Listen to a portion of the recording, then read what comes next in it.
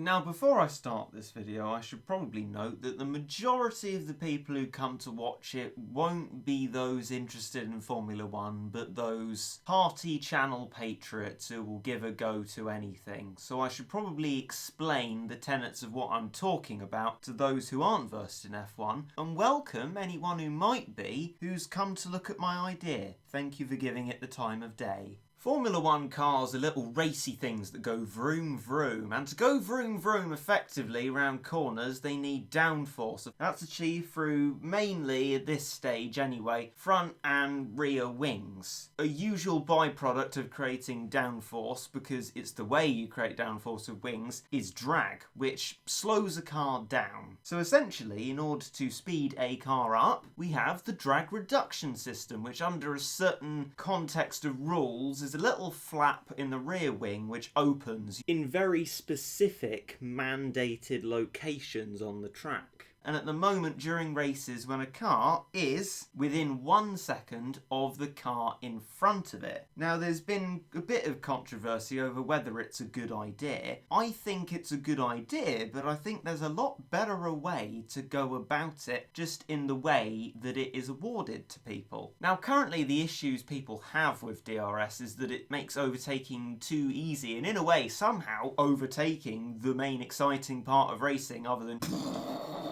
safe but really exciting crashes, is that the car pass another one through a huge speed increase because of the reduced drag, and then there's no fight into the corner. They've just passed them and then just drive on like normal. So, my idea is that instead of having DRS being activated when a car is within 1 second of the car in front, I would suggest that DRS be deactivated when a car is 0.5 seconds behind the car in the race position in front of it. And all the other time, and I mean all the other time, whenever the driver wants to use DRS, they can. What this will, I believe, in practice do is allow the drivers anywhere behind the leading position to drive faster, because on any form of straight, or if they're especially daring on any form of fast corner, they can open their rear wing. Complete freedom of choice, allowing them to catch up with a person in first, who, because they are in first, don't have a person in the position in front of them. Thus,